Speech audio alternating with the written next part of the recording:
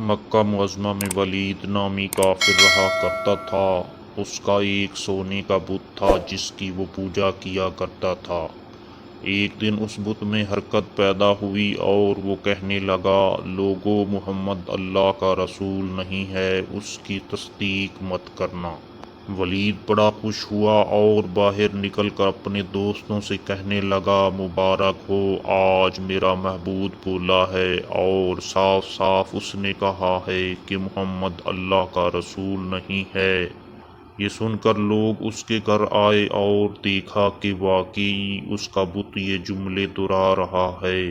وہ لوگ بہت خوش ہوئے اور دوسرے دن ایک عام اعلان کے ذریعے ولید کے گھر میں ایک بہت بڑا اجتماع ہو گیا تاکہ اس دن لوگ بت کے منہ سے وہی جملہ سنیں۔ اس بڑے اجتماع میں ان لوگوں نے حضور اقدس صلی اللہ علیہ وآلہ وسلم کو بھی دعوت دی تاکہ حضور اقدس صلی اللہ علیہ وآلہ وسلم خود تشریف لا کر بت کے منہ سے وہی جملے سنیں۔ چنانچہ حضور اقدس صلی اللہ علیہ وآلہ وسلم بھی تشریف لائے۔ جب نبی کریم صلی اللہ علیہ وآلہ وسلم تشریف لائے تو بت بول اٹھا، اے لوگو، خوب جان لو کہ محمد صلی اللہ علیہ وآلہ وسلم سچے رسول ہیں، ان کا ہر ارشاد سچا ہے، ان کا دین حق پر ہے، تم اور تمہارے بت جھوٹے ہیں جو تمہیں گمراہ کرنے والے ہیں۔ اگر تم اس سچے رسول پر ایمان نہ لاؤ گے تو جہنم میں جاؤ گے، پس عقل مندی سے کام لو اور سچے رسول صلی اللہ علیہ وسلم کی غلامی اختیار کر لو۔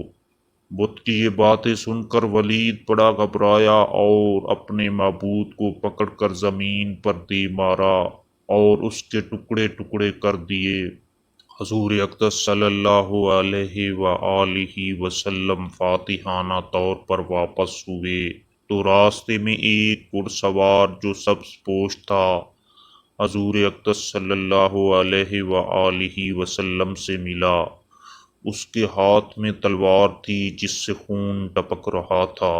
حضور اقدس صلی اللہ علیہ وسلم نے فرمایا، تم کون ہو؟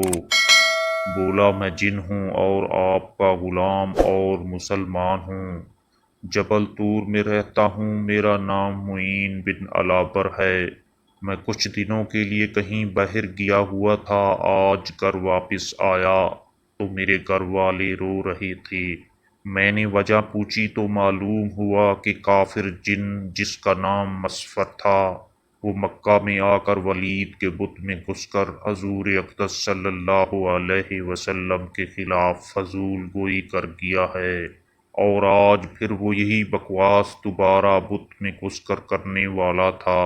اس سے پہلے کہ وہ آپ کے متعلق بکواس کرتا، یا رسول اللہ صلی اللہ علیہ وآلہ وسلم، مجھے سخت غصہ آیا، میں تلوار لے کر اس کے پیچھے دوڑا اور اسے راستے میں قتل کر دیا۔ پھر میں خود ولید کے بت میں گھس گیا اور اب جو کچھ کہا میں نے کہا۔ حضور اقدس صلی اللہ علیہ وسلم نے یہ قصہ سنا تو بڑی خوشی کا اظہار کیا اور اپنے اس جن غلام کے لیے دعا فرمائی۔ محترم ناظرین، اگر آپ کو یہ ویڈیو اچھی لگی ہو تو ایک مرتبہ درود پاک پڑھ لیں اور ویڈیو کو لائک کر کے چینل کو سبسکرائب کر دیں اور کمنٹ کر کے اپنی قیمتی آراء سے ضرور آگاہ کریں۔